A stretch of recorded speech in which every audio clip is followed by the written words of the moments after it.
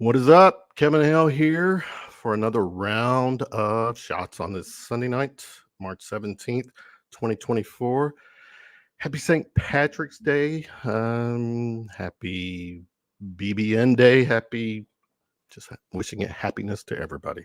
Been a minute since I've done one of these, and tis the season. Tis the favorite. To me, it's the best sports event every year.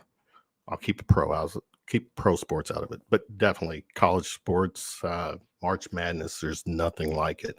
So I'm doing this again, dusting off the round of shot set, and going to talk Kentucky basketball as they wrapped up their one game in the SEC tournament. Looking ahead to the NCAA tournament and what appears to be a very friendly. As a fan, you have to like their spot in the bracket. So, getting the party started. Look at this, my cast of characters: Terry Brown, Doc, Jay. We got Dave. What's up, guys? What's up? Been a while. Glad to be here. Same. Let's get after it. Terry, you're always my leadoff guy. I'll turn to you. The season, fun season, frustrating season. This Kentucky team, as I've told people, there's no gray area. We either were like extremely happy or extremely annoyed or not happy. What say you after concluding the season, the SEC tournament, and before we head? Real quick, I've got some bad background. Somebody's got some real noise in the background. I'm gonna have to mute some mics until I'll let you talk. So hold on. All right, Terry, turn to you. What say you? Kentucky wrapped up their season, the one game of the SEC tournament. Hold up before we talk March or the NCAA tournament. What's your as you looking so damn good in your blue? we got our heart out on time to work, right? I was gonna say time to, there you go. Time to go to work. Yeah. I mean, it was a good season. This is pretty much, I know, the losing in the first round SEC tournament, not great, but this was pretty much a Kentucky season. When you look historically, wildly talented, lots of big wins. You stumble a little bit, but here we are going into the big tournament.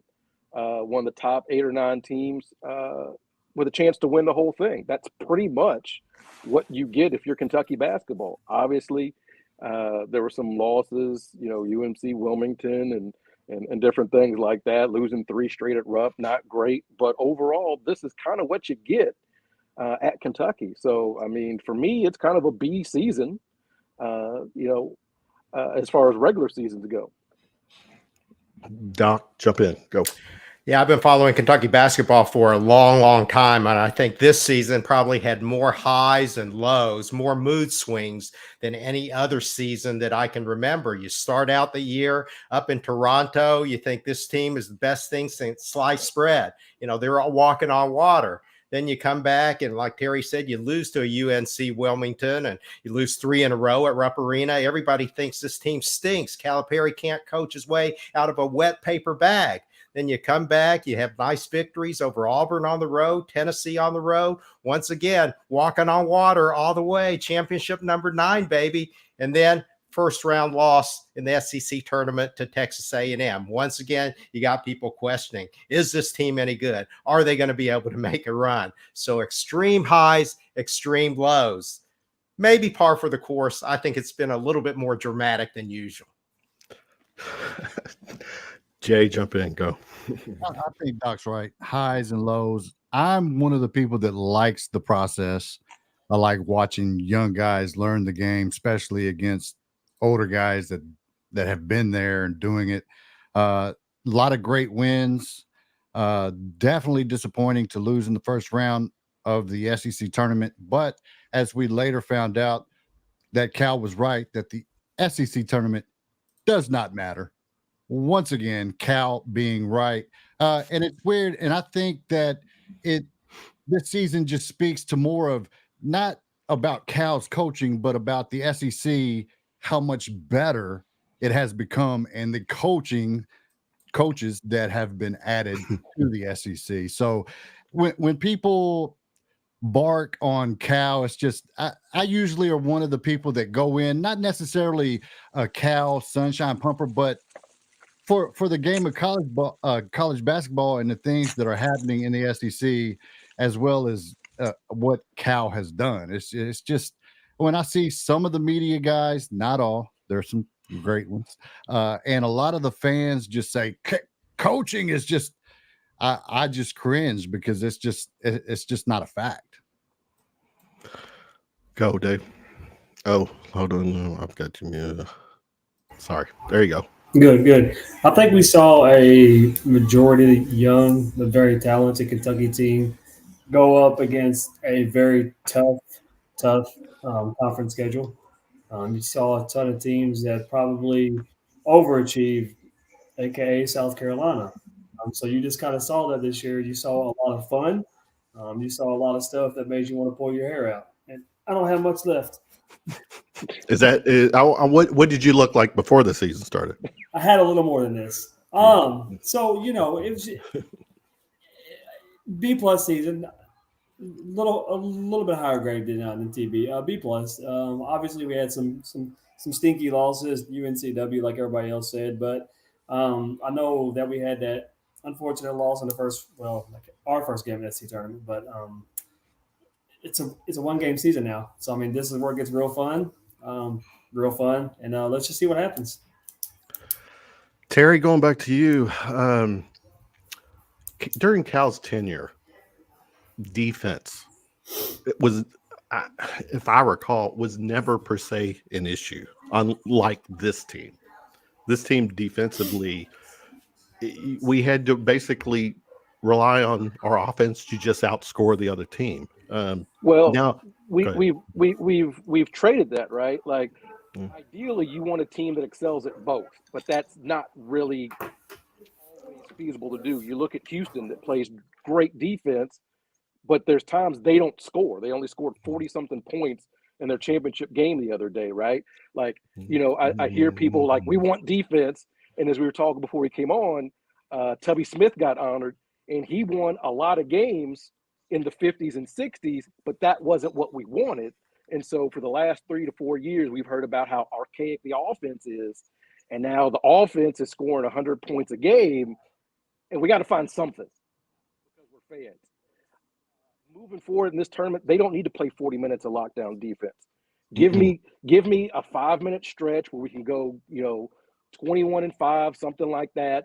That's what this team can use to get through the tournament. Right. Yeah, Doc, we don't need Virginia's defense.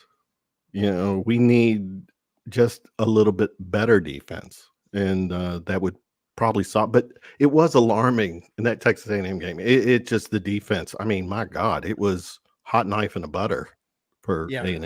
It was basically non-existent. And one of the reasons why that was so disappointing was because toward the latter half of the year, you thought that Kentucky's defense was making steps. They were baby steps, but they were getting better. They played extremely well at Tennessee.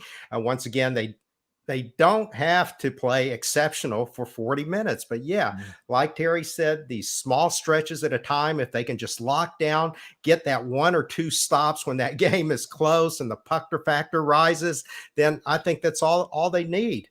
But extremely, extremely disappointed to see the defense not show up at all during the SEC tournament. Jay, same to you. I don't know if it's they don't know defense, because we've seen it this year.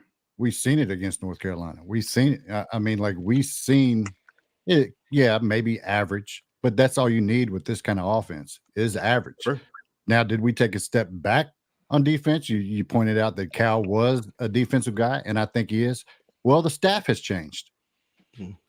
So maybe point that direction. And then you get these guys in here who are all offensive minded. So, we missed the defense. I think it's an effort issue, and I don't buy into in that especially in the Texas A&M game that we just don't play defense. Like we've seen it this year. Yeah. How much mentally were they in that game?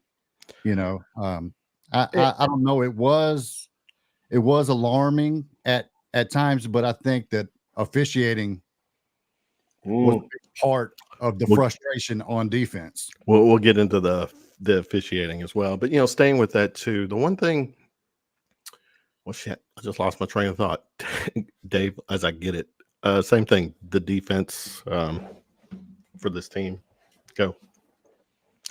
Damn it. Yeah. Jay said it. Defense is an effort thing. I think it is kind of frustrating what we saw this year because we know how athletic our guards are and our wings are, and you figure, with their athleticism, with their speed, with their length, you would think that they'd be able to lock down,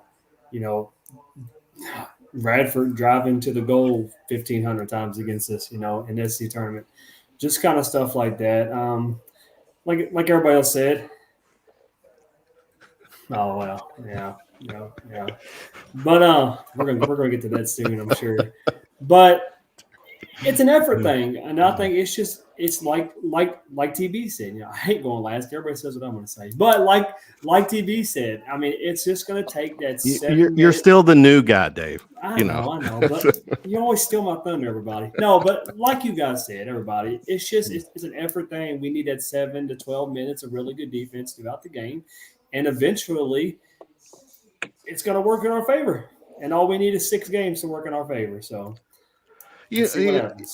Obviously, after every loss, there's that part of the fan base fire Cal and get rid of the, just taking their shots at Cal. But Reed Shepherd, I don't know, I saw this, I don't remember where I saw it, but after the game, he acknowledged the coaching staff had a great game plan. They just didn't fucking execute. Terry, go. Go to. I just think that what this team needs more than anything, that alpha dog, that person on the floor that say their piece, and then that player kind of sets the tone as well. And I think that was kind of missing. I know Trey Mitchell and Antonio Reeves are older, but it didn't appear that they were the vocal kind of leaders. And I'm talking about like a Tyler Eulis kind of, this is what we're going to do, different from the coaches. I think that was missing a little bit this year for those defensive lapses. Doc? Yeah, I'm kind of sitting here smiling because I think it was at the 3-minute mark that Jay said the first thing that kind of got under my skin about Calipari being right. I do agree. Coach is right more than a lot of people give him credit for.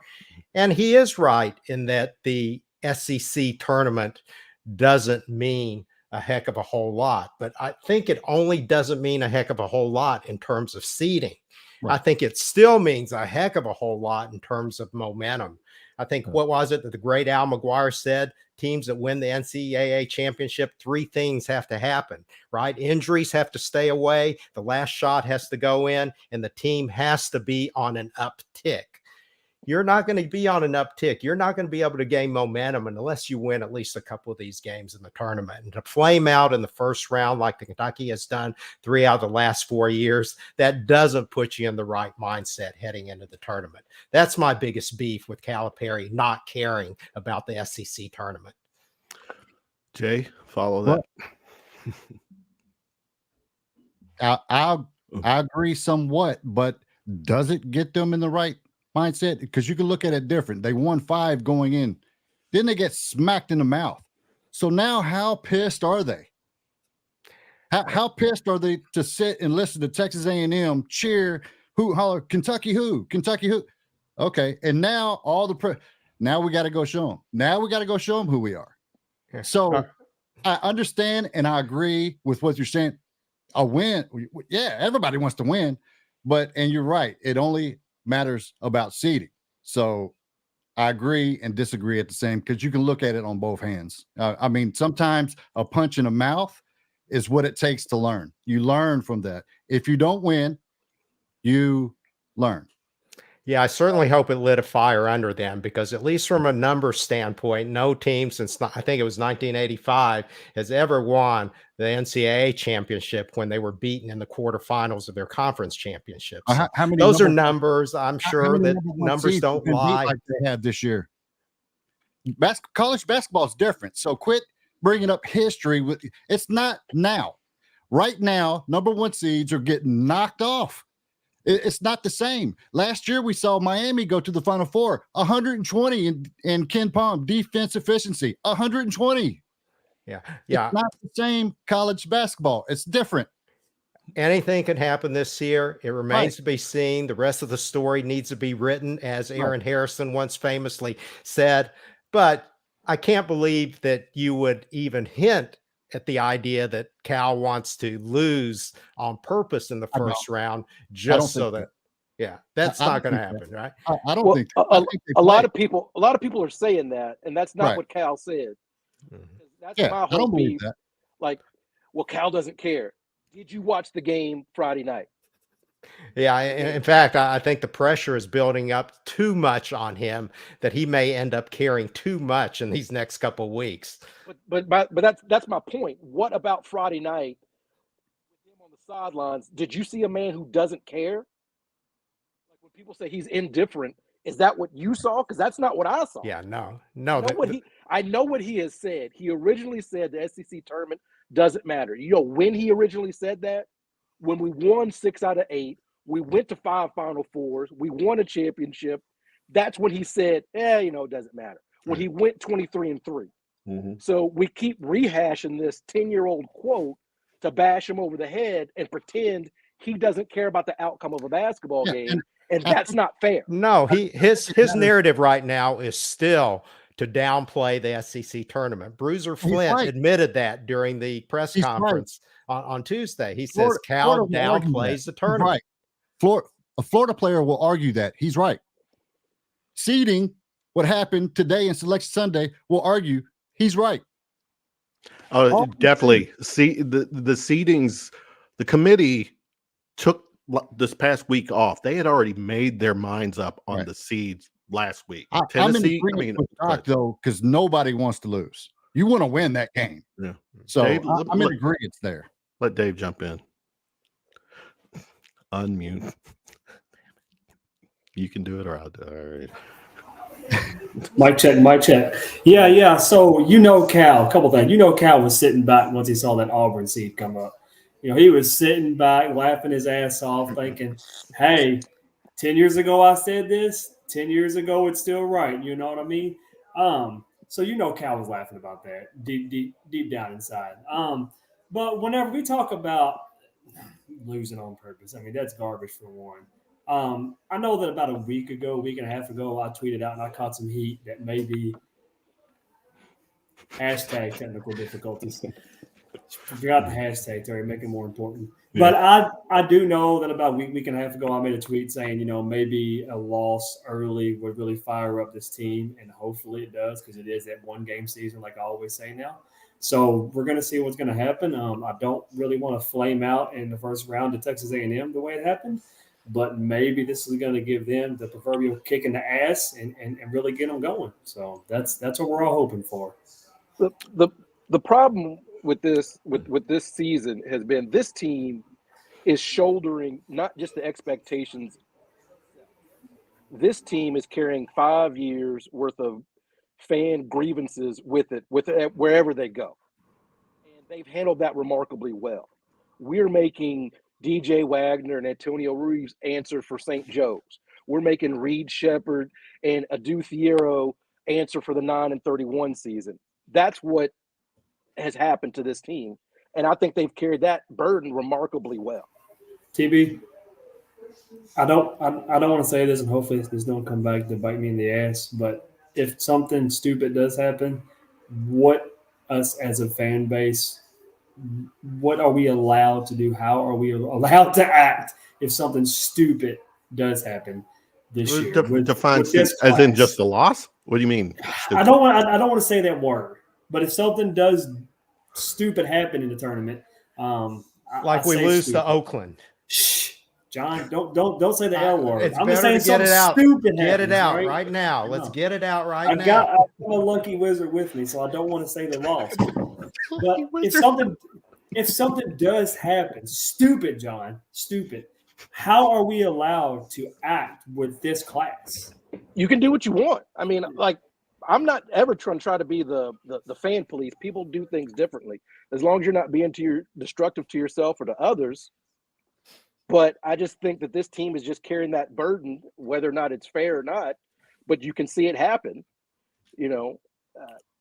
from the comments I've seen. They're answerable for everything. In the event that something bad happens, that will be number 10 for the season in the non-win column. That means that, they used to rag on Tubby being 10-loss Tubby. I remember that. Present coach would exceed that number. Now, granted, he's been there longer than Tubby, that tenure, but number is still a number. That would be number 6. And as a fan, 10 loss, but I get it. You're playing, you got young kids, it's a process.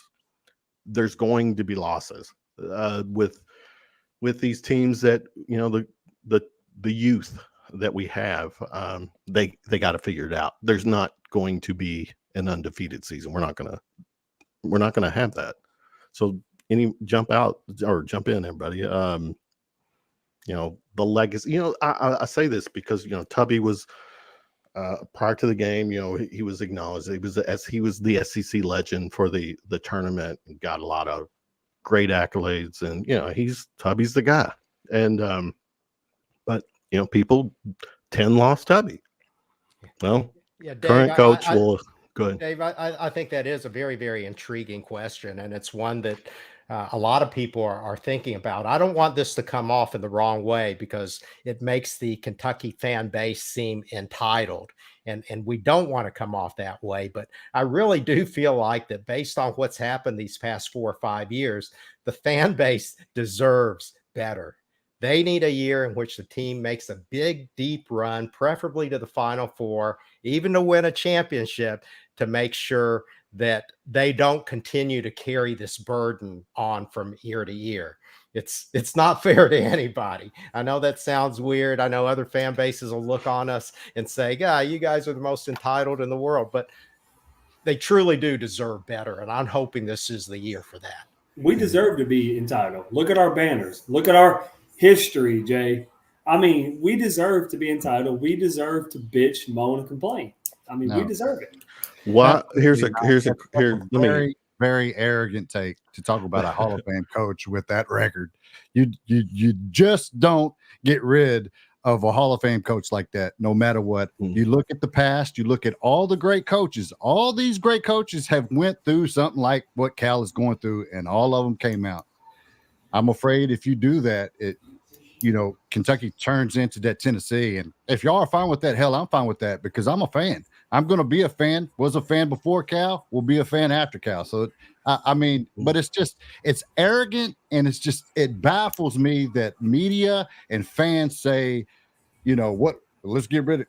It's ridiculous to me. Jay, I think you're hearing things. I don't think I heard anybody say anything about getting rid of Calipari at this particular point. What you're alluding to. No, I think. No. Well, here we didn't, but you go. I can pull up Twitter right now, and we could start check all the numbers. That's what you're alluding to when you say we deserve more. I certainly think the fan base deserves more. Now, whether that has anything to do with who's coaching or not, I think that's irrelevant. It's just the Big Blue Nation deserves to have long runs in March. We haven't had that in the past 4 years. The team deserves better. I think a majority, and I'll shut up. I think a majority of the fan base, you have the 1%ers, right? But I think a majority of the fan base has been somewhat patient, right?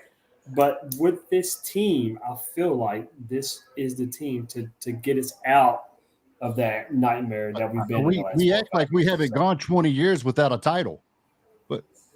We act like we've done that. Like, what are y'all talking about? We've gone those stretches without a title. The Where guy in is the it blue wr- shirt. Yeah, go ahead. Where is it written that Kentucky's supposed to be good at basketball? TB, why you gonna throw that out there? I think historically speaking, history- they're the history- all-time but- winningest program in but- college but my- basketball. But my question Lacking is, any other parameters, what else do you judge it on? But- Wins, but- ultimately, it's why we're in this thing. Win ball games. Kentucky has more wins than anybody else in the history of the program. I know the numbers, but when I rub shoulders with fans of other sports and other teams, and we as Kentucky fans say we wouldn't want to come off entitled, yeah, we do. A lot of fans, sports fans, let their personal identity wrap up into their sports fandom, where we're very tribal. And if Kentucky ain't doing what they want to do, then the world is off kilter. It just feels very entitled. I will say this. I believe the strangest thing I've ever seen is the reaction to the 2015 loss. It wasn't just a coach losing the game. It was a personal, this is what Cal did to me. He took something personal from me. I have seen a lot of my teams lose all kinds of games. That game was just so personal, and we see it creep up and continue with how we discuss this Hall of Fame coach. Can I ask just real quick on present company here? When we lose a game, how long does that loss stay with you? Dave, I'm gonna start with you. How long? I think it depends on the loss. How long did Texas A&M loss stay with you? That Texas A&M loss pissed me off probably till this morning, knowing that it was Selection Sunday and knowing that we probably could have still been playing on Sunday. It pissed me off. The UNCW game pissed me off up until the Texas A&M loss. So that game still pisses me off just because we should have never done that. And that was my wife's birthday, and we bought really expensive tickets for that game. Okay. So that game will piss me off. Yeah. It depends on the game. Yeah, and that's fair. And that's the thing about our fan base. You know, back in the day, yeah, I would have kicked my dog after a loss. But not hard, or I'd punt him to the next room or something. But no, wow. You know, the last time I really lost sleep over a loss was when Leitner hit the shot. Now I guess I'm still I don't lose sleep over it, but it is frustrating especially when we're, you know, our momentum was good as we, you know, heading into the tournament, and we just, I mean, it's just alarming to see a team. Now, granted, you know, people are like, Texas A&M, they're hitting shots, and no, they don't hit threes like that. You know, here's my response to that. And you can watch the video or go back and look at the game. It's not unheard of for Division I Power 5 players to hit open shots. That's where our defense was. There was a lot of open shots. And that's frustrating. Our defense was just bad. Keep screaming goes on. I mean, you know, that's what you got to play zone, Cal. Well, he goes zone, and guess what? Boom, boom. We got lit up there too. What the fuck? To their credit. And then you got that whole other narrative that, and this was a tweet by a former player back in the 1900s, 70s to be exact. Blonde hair, I'll leave it at that. His quote was, possibly 9 future NBA players on this team, yet 9 losses. What's wrong with this pitcher?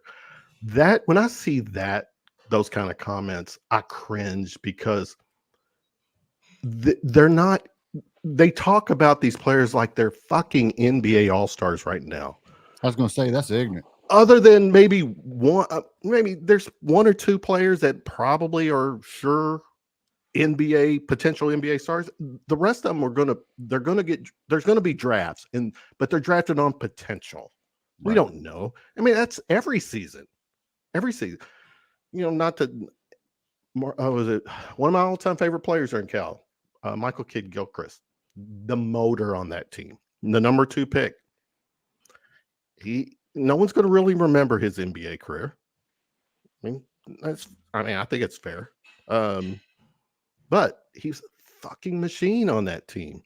That's asinine when they start using that narrative that there's so many NBA. They're potential NBA kids. There's so help me out. I mean, when you hear that too, they still do that, and for a former player to make that statement, I get it. He didn't have anywhere near. I've been seeing a lot of former players retweet bullshit, say some bullshit. It makes me question them.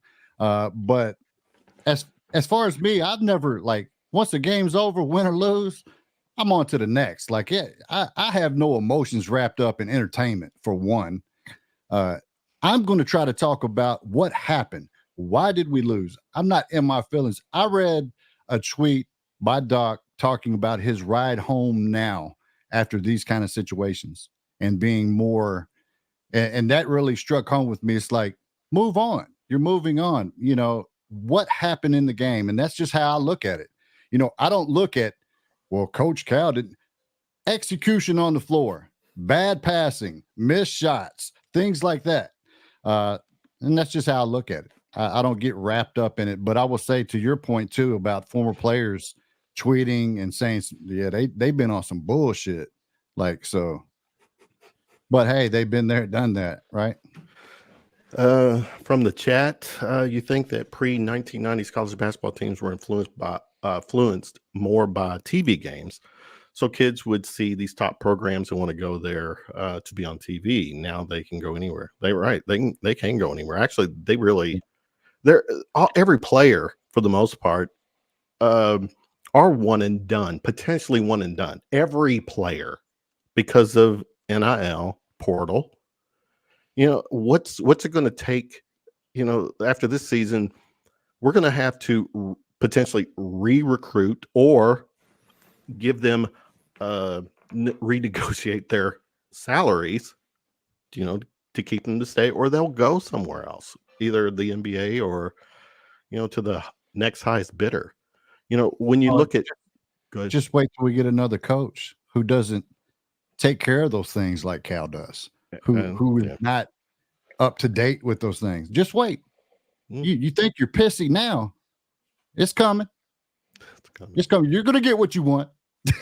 Eventually, you'll get it. And I'll be right here still talking about the games. Same.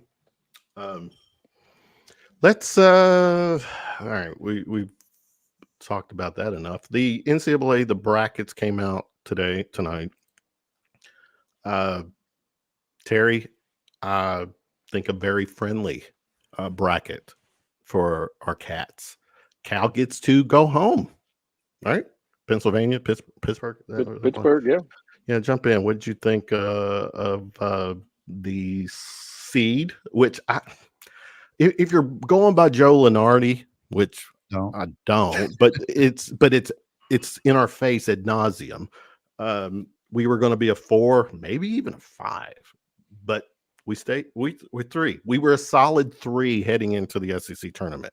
If they did factor in the tournament, maybe Auburn goes up, Tennessee goes down, whatever.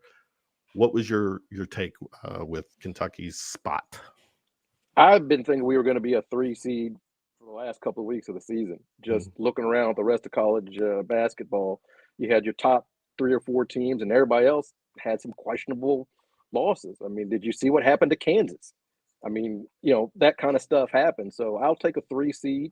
I think we've got a pretty good break to get to the second weekend of the tournament. So I'm pretty excited about that. I was hoping they would come through Omaha, since that's in driving distance. I was looking forward to that, but unfortunately not. Well, Doc, we're in the South Regional. Houston is the 1. Who is the 2? Is Marquette. Marquette's 2. We're 3. Duke 4.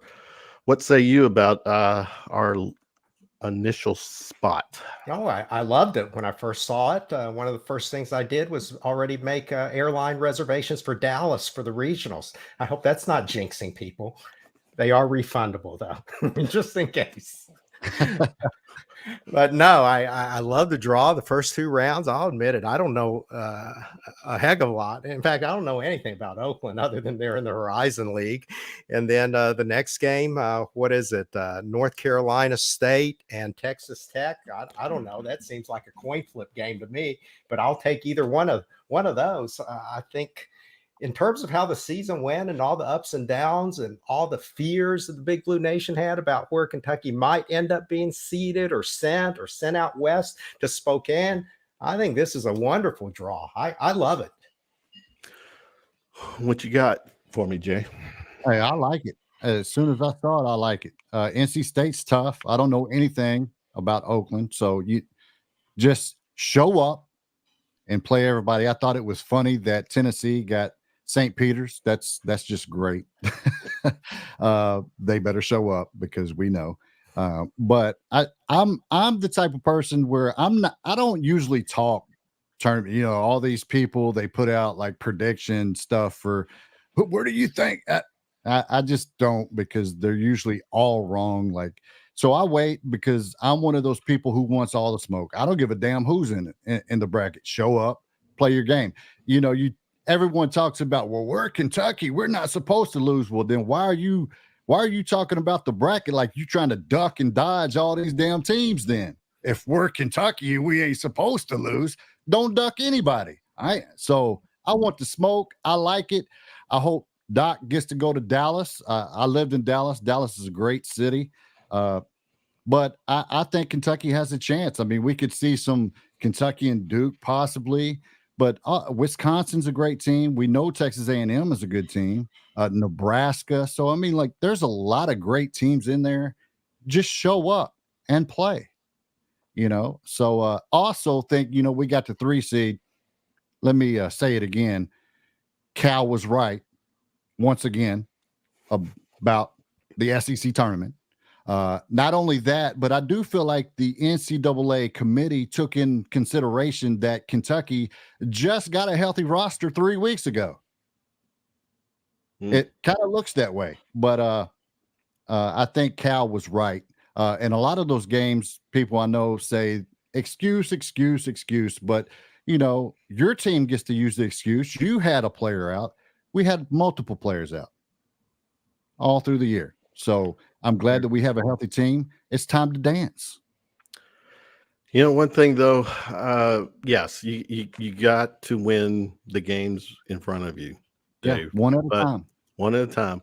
But it also is matchups. There are potential matchups for this team that aren't good. And I don't first couple of games, I'm not seeing it. I have to admit, I'm also not familiar with Oakland. So Dave, what's your take on the bracket? Unmute. You muted you. I can't unmute you. Got it. I'm with Jay. If we're Kentucky, we want smoke. Come get the smoke from anybody at this point. Although I would like to see us switch Houston and Purdue. I was really looking forward to possibly playing Purdue. But I mean, I think we got a very favorable draw. We got a very overrated and probably should have been a 5 seed Duke in our region. That would be fun if somehow or another we end up with them. And I think, the potential to play Marquette, what would that be? The Sweet 16? Yeah. Is that right? Mm-hmm. Yeah. I think that would be a really fun game. That would probably be something like 130 to 125 would probably be, the final score. Tons and tons and tons of scoring. So I like it. I think Houston is probably the second weakest number 1 seed behind Purdue. So I think Houston could go out early before we'd have to even worry about them. But I'm going to try not to keep thinking about how far we would go to play somebody because I'm just trying to take this one game at a time.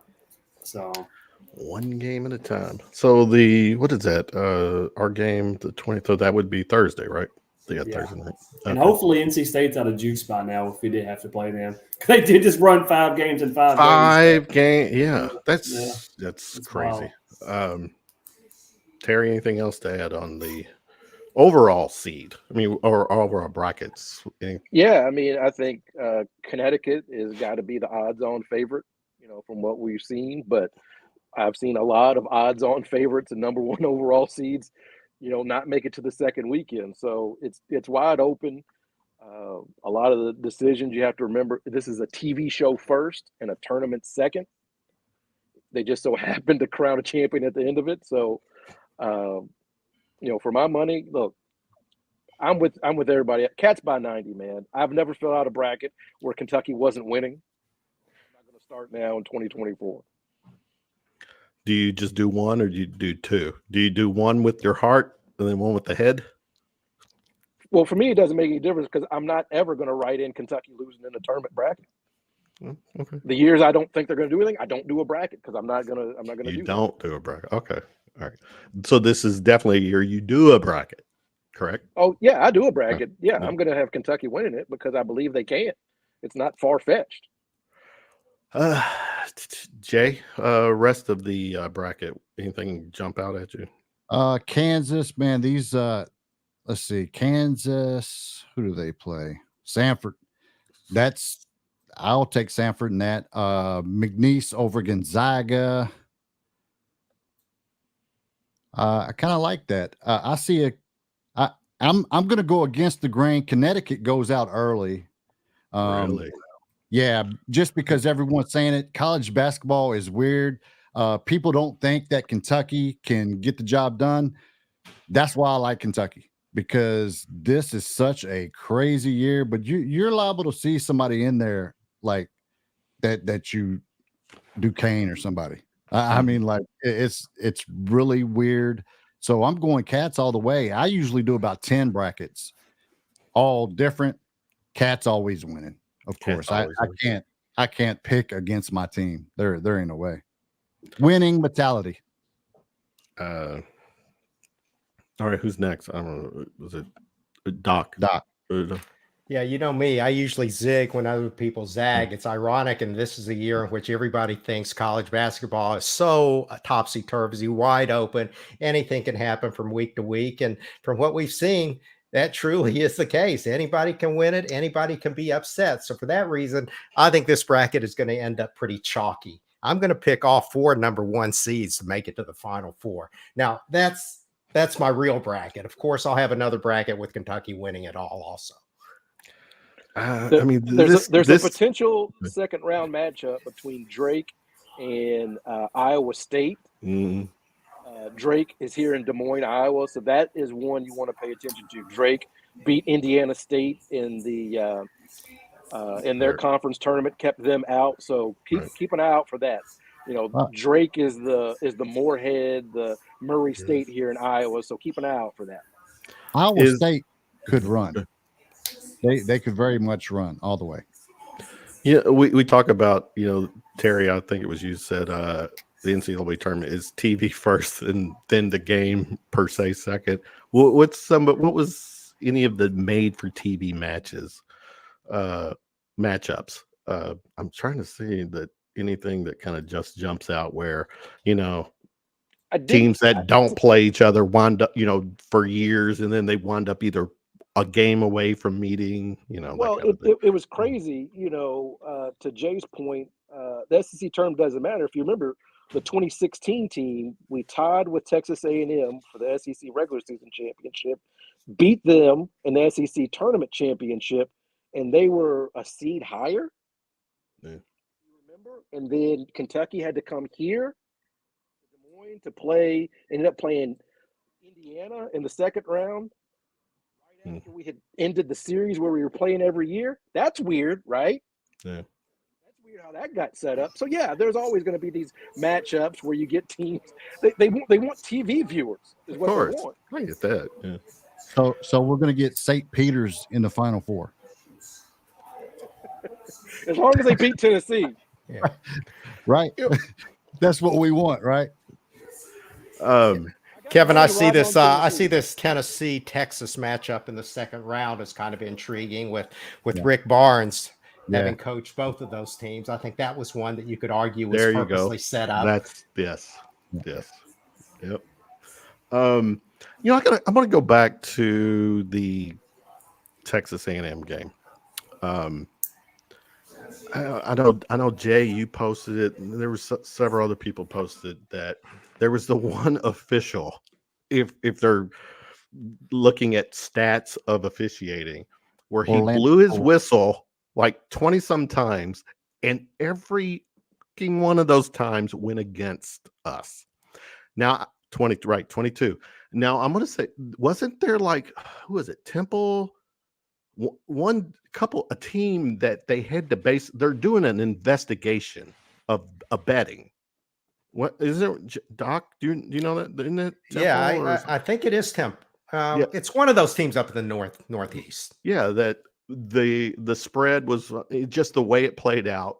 They're actually doing some type of an investigation.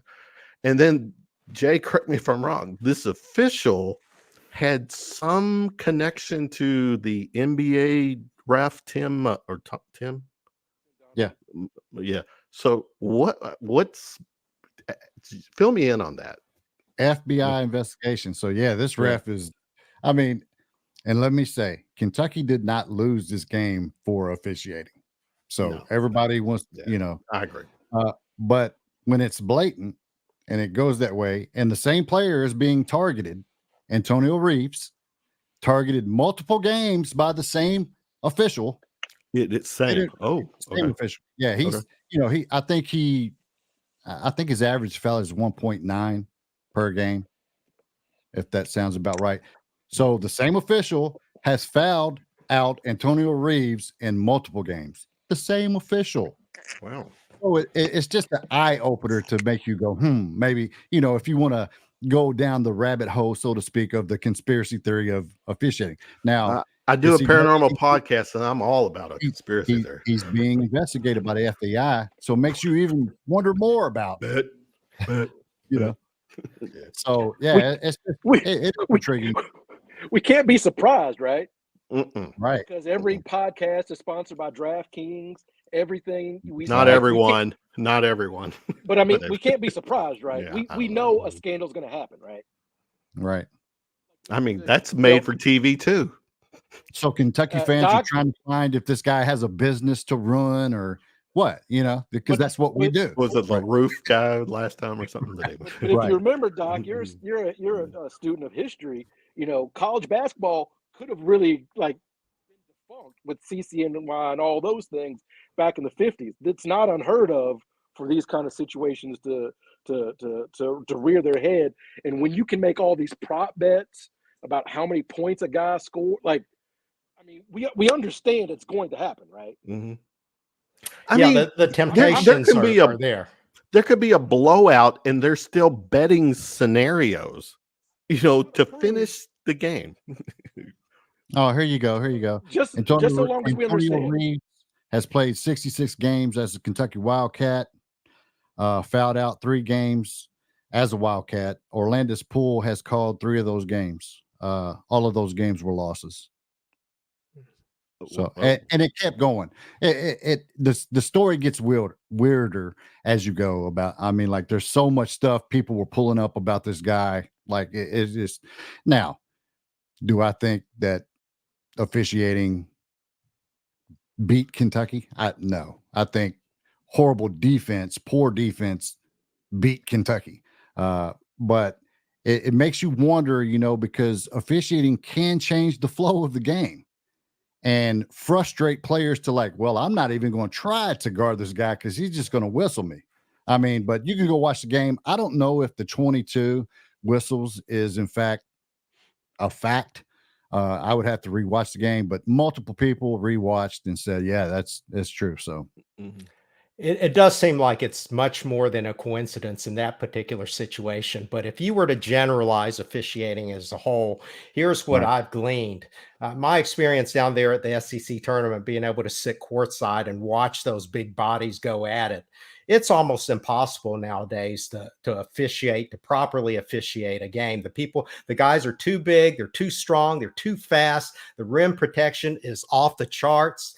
it's just one of these situations where I think it's almost physically impossible for three human beings to be able to watch what's going on all at the same time. It's amazing that they're even able to get the calls that they're able to get. That's why you don't leave those calls in their hands. There has to be somewhere, somebody watching a monitor able to overrule or make a call. You don't leave those calls in the hands of the officials on the court. Someone front How long would office that maybe extend a game though? I mean, would you want it extended or you want it right? Right. I get that. But doing that would take a 2-hour game to probably 2.5 hours. You got a guy watching it. He watches it.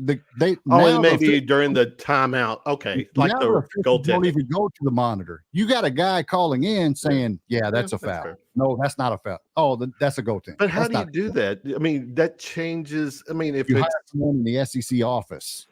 But if it's not in real time, then you're potentially taking points off the board. But I guess they do that now with the goaltending. Yeah. You know, they'll view goaltending at the next timeout. I hate that rule because that gives the ball back to the other team. But Kentucky twice this year got the rebound on those goaltends. That took the ball out of their hands, gave it to the other team, and then they took the points later on in the game when they could review it. That's a bullshit rule. Yeah. Every single drive down the lane is going to be contested now, especially in this conference. Big guys, man. It literally comes down to the fact that every shot in the lane, either you're going to call a foul or you're not going to call a foul. That's the decision that goes through every passes anymore. There's contact every single time in the paint underneath the rim. I remember back in the day, I want to say it was Patino when he was coaching our Cats, when he was our coach. You know, he made some comment or alluded to the fact that just hand check them, go after them. Yeah, they can't call it every time. Call them all. I mean, they're not going to call. If they do that, then the game just turns into a 3-hour game. They're not going to do that. They'll get away with a lot of it. Smart. It'd be longer than 15 seconds for sure. Addition to the game. And I'm not going to say this one thing too. Yeah, no, it's me. That was my. I got to say this. You know, I live in Louisville, and when either my Louisville friends or people on social media take their shot at us after a loss to Texas A&M. I mean, first of all, be relevant. When was the last time Louisville was relevant? Really? I'm not knocking Kenny or whatever. It's just the program. When was the last time that program was relevant? I don't know. I can remember. Who's their coach? Who's going to be their next coach, by the way? Who y'all think? Bob Huggins. That would be so fucking awesome. I would hope. I heard that rumor about. I saw that. Yeah. I heard it about 6 months ago. I'm like, oh, that'd be great. That would be great. I mean, you want a second chance, someone, right? I do. You know, so or third chance, maybe fourth. Well, Huggy, you know, besides being, and this is me on the outside looking in. I don't know but the narrative with Huggy is that he's an alcoholic and he's a homophobic. Is that what you want for your program? I mean, you know, people change. Okay. They're not getting Dusty May. I don't see it. I see this. Yeah. He is sitting there just waiting for, Mike Woodson to fuck up a little bit more in Indiana. And he's just waiting for that. Terry, I don't know if you saw this. Selena says hi, TB. Why do you have the one fan on here tonight? I got lots of fans. Look, there's nothing more humbling program than a coaching search, because everybody thinks their job is the top job. Mm-hmm. You know, look, for my money, Kentucky's the best job in America. Mm-hmm. Sports. If you've got it right, there's not a better place to be. Everything that coaches want, you want fan support, got it. 20,000 people for a practice, right? You want money, got it. You want to be on TV, got it. Open, people say no.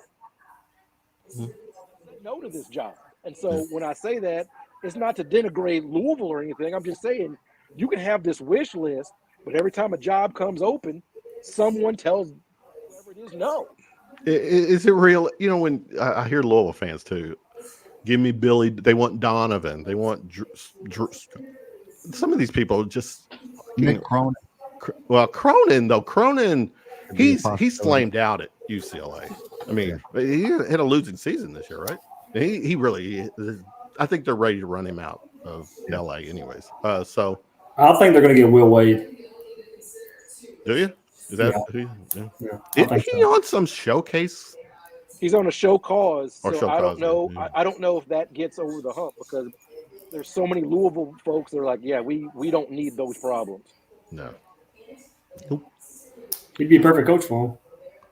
Nah. But they're trying to move away from that. Like I said, you know, there's so many scandals. I don't think they can do that with Will Wade. All they got to do is make him a strong ass offer. Yeah, they're trying to clean up. There's some good Louisville people out there. They're trying to clean it up. No such thing as good Louisville people. TV. Mama B's 2 degrees would disagree with you. Yeah. No good athletic Louisville people out Yeah. there. Non people affiliated with the program. Yeah. Don't challenge Mama B, or don't challenge me either. I'm a little guy. I kid. Challenge me anytime you want. Guys, this tournament honestly feels like it's, you know, you've heard it so many times. It's wide open. This is a pretty, based on this season and how top ranked teams got beat. You know, I don't know. Looking at this bracket, just taking another quick glance, I don't know if there's a team that per se has a straight shot to the. This first round is going to be insane. Just by the way this season has went. I'm not saying the top seeds are in trouble, but I'm talking that unfortunately that 3, you know, all the way down, like they're. It's going to be crazy. I have a feeling. I have a feeling there's going to be a lot of busted brackets very, very quickly into this first round. I think it's potentially, if you're a college basketball fan, Yeah. it's going to be fun. It potentially is going to be a very exciting tournament because there's just no guarantees here. Obviously, matchups. First matchup for us, Oakland. I like. Let me tell you, 3 versus 14 seed is 130 to 22 in the tournament. So I like that. I also think you could throw all the numbers out this year. Don't look at Ken Palm and say, oh, well, they got a 10 efficiency offense or 10. Throw it out.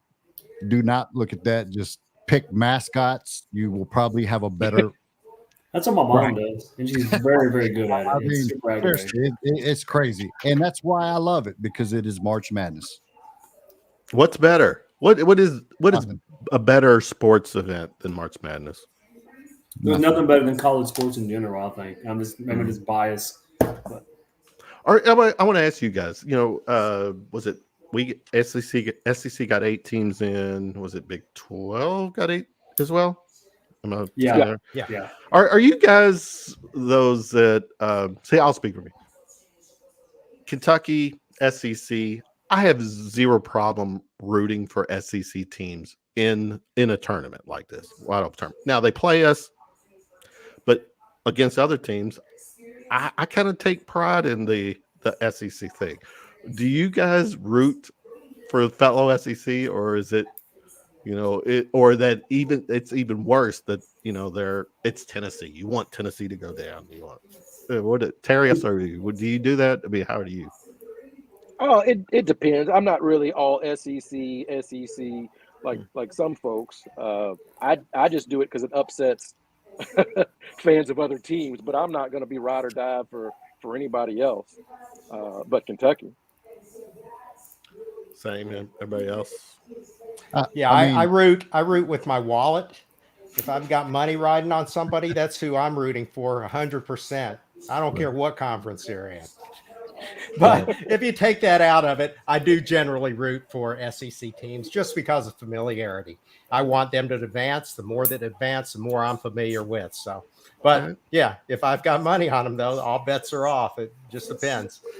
Right. I think it's the unspoken rule, though, that if your team isn't in it, you root for the underdog. So whatever game it is, whoever's the underdog, if it's an SEC team, that's who I'm rooting for.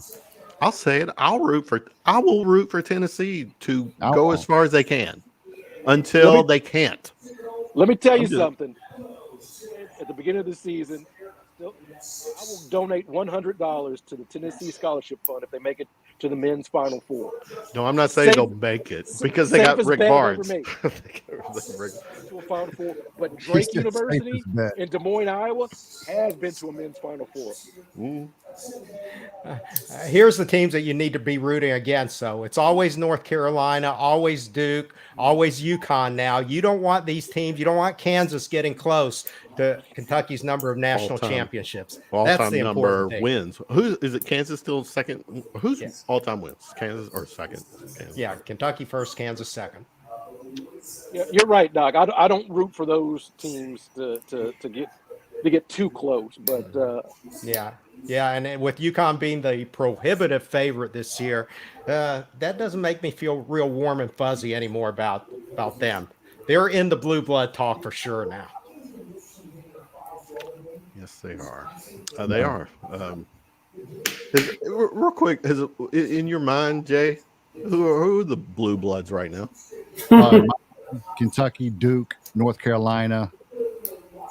There's some argument in there. Kentucky, Duke, North Carolina, Kansas still. Kansas. All right, that's four. A lot of people would argue Indiana. What? Not now. A lot of people would argue UCLA Not now. with their 12 years of history. Well, you just got to. One of y'all just ripped somebody for talking about history. Yeah, that's what I'm saying. UConn, absolutely not. Absolutely not.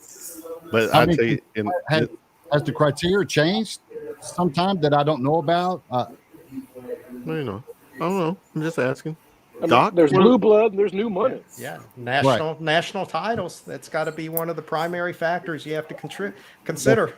And UConn's won what, two There's in not the more- last? not making, because they missed the tournament quite a bit. Yeah, I thought consistency with the program was part of the criteria too. I would think. So Right. I would say whenever it comes to rooting for certain teams other than Kentucky. So my number one rule is fuck Tennessee in every sport, every way. Okay. I hate them. I can't stand them. They low down dirty. They're everything. That what was it say that puke inside of a pumpkin orange? I mean, they're just fuck them at this point, right? But if it comes down to us, unfortunately getting eliminated, it's just pure chaos for me. That's what I hope for. I don't care about any team unless you're royal blue and you're KENTUCKY. I don't care. So if that happens, I just want pure chaos, and I want Tennessee eliminated ASAP. hey, Doc, real quick, was you at Cal's house tonight? No, I was not. I don't get invited to those. What? Yeah, I must be on the do not invite list. You're Oh, blacklisted. We changed Blacklisted. Oh, Doc shows up. I don't know why, but yeah. He's got that big ass fireplace, that big ass mantle, like a 55-inch TV. That always pisses me off every time I see that. Like, Cal, you better get your ass an 85-inch TV and catch up or something. It's like a big screen with. That's in the basement. Yeah. Oh, is that a basement TV? Oh, okay. Okay. Well, Oh, this was fun to TV's been there. Ellen- get the Miss Ellen band back got- together. She yelled at me. That was fun. She yelled. Who yelled at you? Ellen Calipari. Oh, I don't. What's that story? She yelled. Oh yeah, I was at 5 years ago today. I was at there watching, and it was so crowded. They had some of us go like upstairs where you could look down, and it's just nervous energy, right? When they're drawing the brackets, and it's just quiet, right? And I want to say Kentucky wasn't like the third or fourth segment that they called Kentucky's name, and it's dead quiet. And I'm just standing there, just kind of looking, taking everything in. So she looks up, she says, "Who told those guys they could be up there?" And then everybody looks, and I'm like, it's the picture I share on my social media every year, because I was like, she's like, "I'm just messing." I was like, I almost had a heart attack, man. I'm getting ready to get bounced outside of Calipari house. I thought maybe you took more than your share of cookies, or not brownies. I've had the brownies. The brownies Yeah. are pretty good. So yeah. Though that's legendary, right?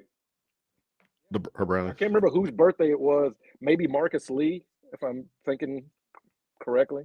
Mm. And then 6 years ago, Doc, we were in Boise.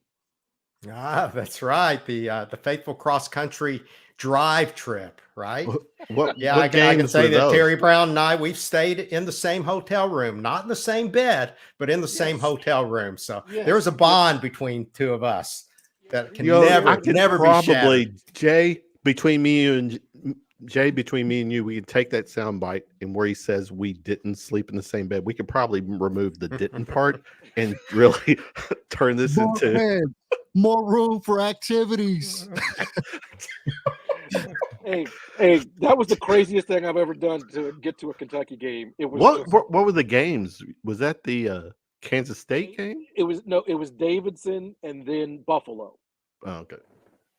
And then Kansas State was the next weekend in Atlanta. Mm.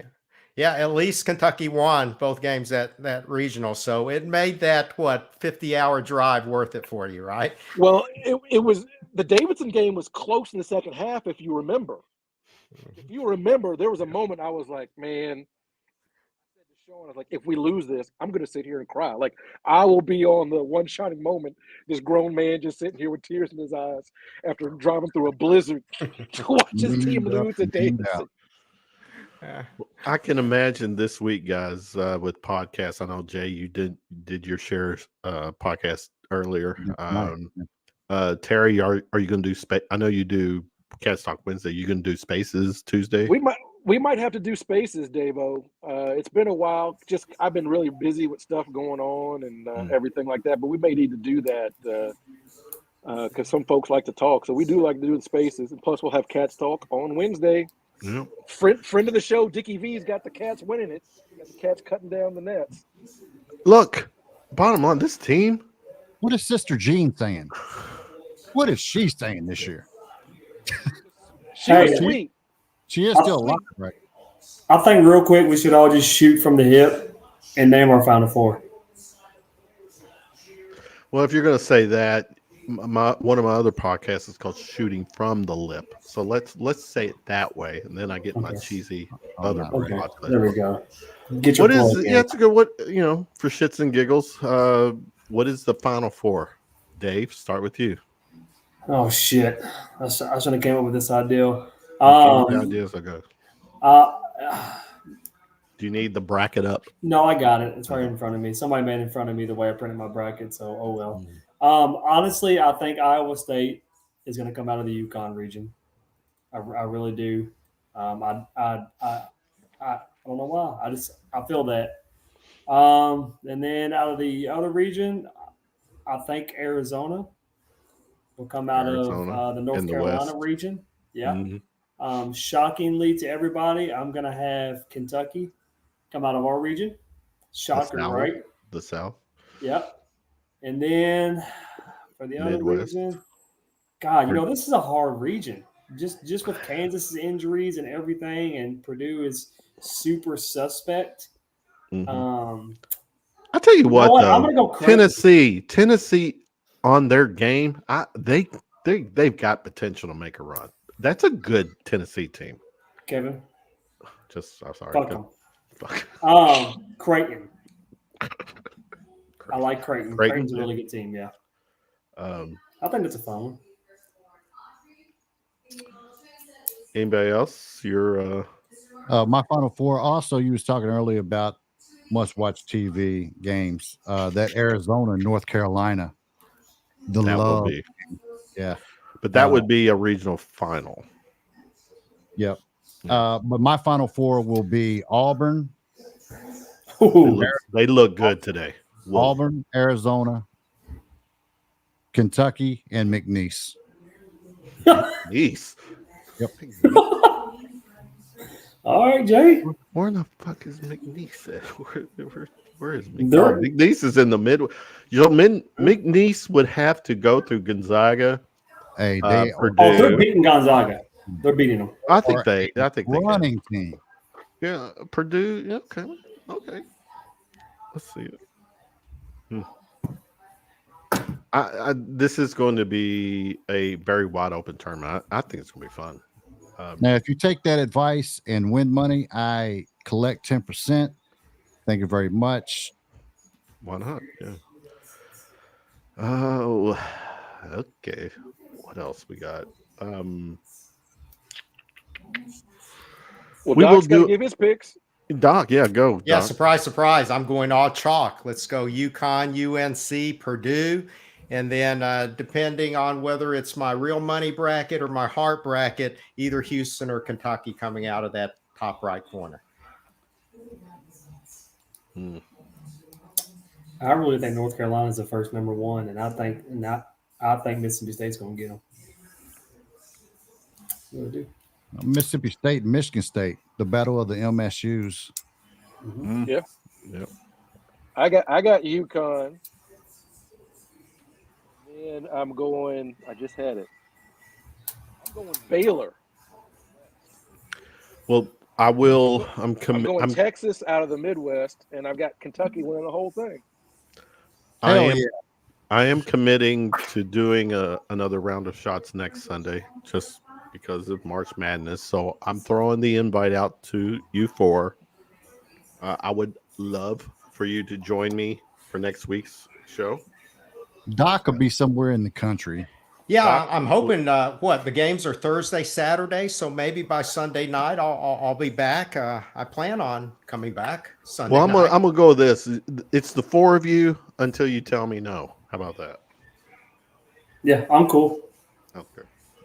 I need a new trash can. Let me get this. 1996 trash can. I need a new one. What's the? Well, put it back up because I didn't see it. You need a new one because why? It's from 1996. I need a new one. That's a magic year, though. That's a magic year. You know, 98, 96. My college experience was pretty darn good. Mm-hmm. What's let me think. I think there was one more question. Hold on just a second. Or maybe not. Okay. Let's start wrapping this up because I will be back next week to recap hopefully 2 wins for our guy. Well, is it 2? Yeah, 2 wins for our guys. And after next weekend's or the time we do this show, we'll be down to the Sweet 16 looking at our next opponent there. But let's go final shots. Terry, start with you. Shout out to all the women. We didn't give the women's bracket a lot of love, but they've probably got more intriguing storylines than the men's this go around. There's a little lady, I don't know if you've heard of her, from West Des Moines, Iowa. Caitlin Clark is ready to put some magic. South Carolina is undefeated. LSU is the defending national champion. There's Juju, and I can't remember her last name, at USC. I would say that the women's game is a little bit more intriguing than the men's this go around. Isn't some of the LSU South Carolina women are not eligible to play in the first game of the tournament? Just one. Okay, that's why I said one first game. So they got No, that. it's just one player. Oh, one player. I thought. Oh, I thought it was more. I thought more players were involved. Okay. No, all right. no, just My one. bad with the. Okay, I'm trying to see what Corey Price posts out that another stat sheet from Corey Price. Final shot, Jay Hayes. You go. Final. Well, I just want to say, you know how I'm about Kentucky media. Not all are bad, but Doc here is one of the guys that I've grown to really like. He doesn't water anything down, doesn't sugarcoat it. I may not agree with everything he says, but I appreciate what he does and puts out. I think it's crazy that he doesn't get an invite to Cal's house. That's bananas. Like one of the best Kentucky media. Like that's absurd. But also want to say that whoever put the tweet out saying that Kyra Elzy, got canned after winning an SEC title, I want you to take baby powder and put it in your hand and smack the shit out of yourself. She should be nowhere in the same conversation with John Calipari. Like, that is absurd. Mm. Ridiculous. Like, ridiculous.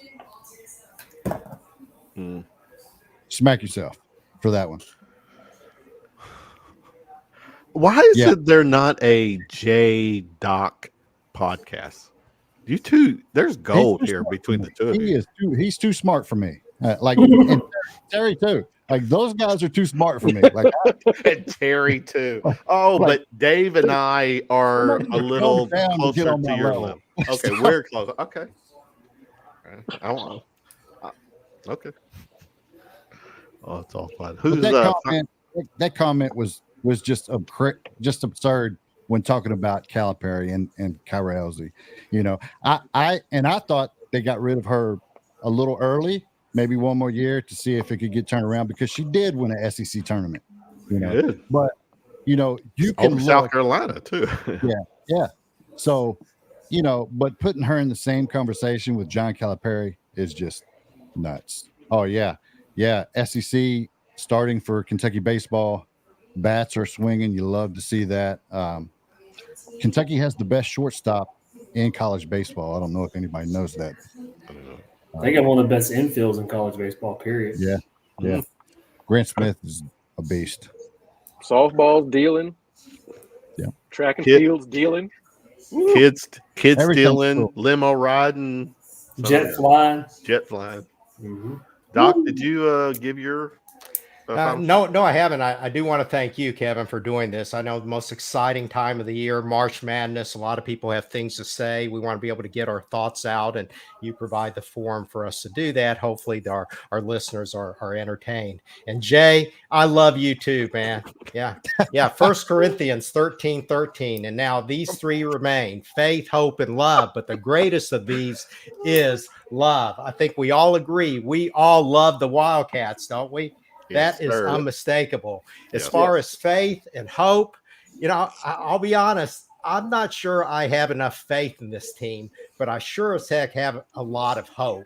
I've got the hope that they're going to make it all the way, championship number 9. And just as in life with basketball, as long as there's hope, there's a heck of a lot of reason to be happy, to be merry, and to savor the moment. Enjoy life, enjoy the experiences. This is fun.